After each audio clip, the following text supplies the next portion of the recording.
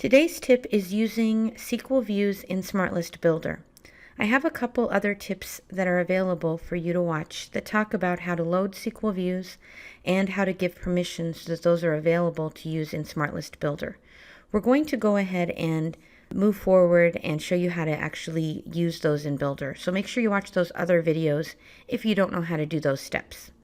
First thing we're going to do is open up Builder. I have a shortcut here on my toolbar. You can also access it using Microsoft Dynamics GP Tools, SmartList Builder, and SmartList Builder right here. Once I open up SmartList Builder, what I'm going to do is I'm going to go ahead and I'm going to create a new SmartList Builder. And I'm going to go ahead and under here call this AP Distributions, and I'll just put my initials at the end.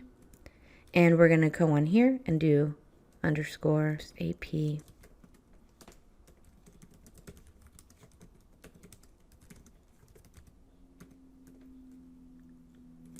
Now I put a long name because then it'll stand out for me. The series that I put in this section here is what folder it's going to go into SmartList.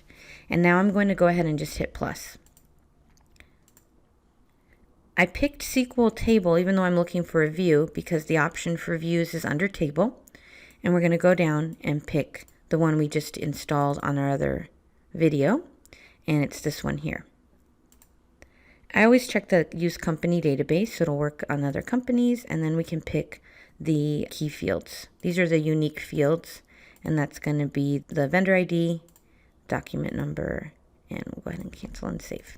I'm going to go ahead and mark all. So these are the columns. The display means they're available to show so a user can add them if they want. And I'm going to say I want to mark all to also show them by default. So this means they're available. This means they're going to show by default. I don't need foreign currency information for this company, so we're just going to uncheck those. And then we're going to go ahead and click OK, because that's good enough for now. So we're going to hit save, and we'll open up SmartList to check if it worked. I always recommend that you launch the SmartList several times just to make sure it's working. Now, if you don't have security to see this, we should be able to see distributions report for video. That's one we just did. If nothing came up, then you need to watch the other video about security. If this doesn't show at all, you need to watch the other video about security. So if you're not seeing it, or if you're seeing it and no data is coming up, it could be a security issue. So just know that and watch that video and test it that way before you get your partner involved. Next thing we're going to do is hit modify. And we're just going to do a couple quick things. If I want to say I don't want to see the AP account, I can come into the restrictions and I can say account number is not equal to one of a list, and I can type in the number. So we're going to go 000,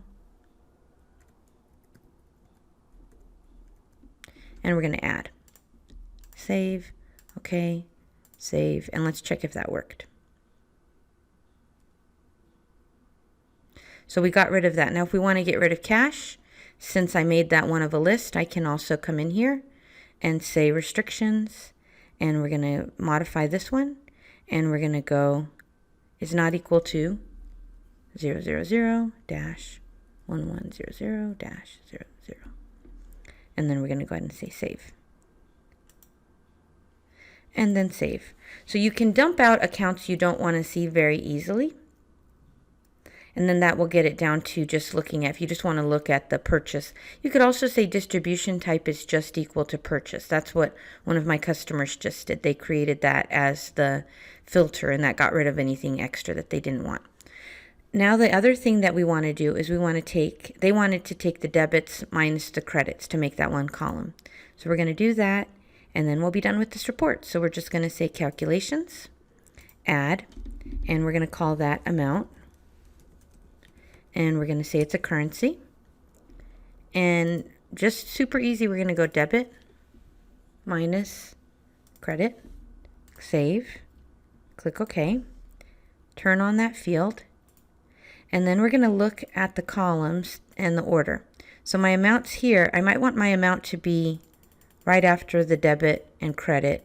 You could have net amount or something if you want to name it that way. We're going to click save, save.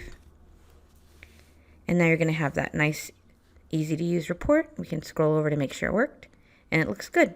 So that's it. It's very easy to use. There's a lot of really cool tips and things you can do easier in Builder. So if you haven't taken a look at that product before, definitely give a call to your partner. And you can also go to the E1 Solutions website for more information. And that's it. Hope you like this tip. For more information about any of the tips and tricks you've seen, or for questions about Microsoft Dynamics GP, visit my website, www.trainingdynamo.com. You can also follow me on Twitter, Facebook, Instagram, and LinkedIn at Training Dynamo.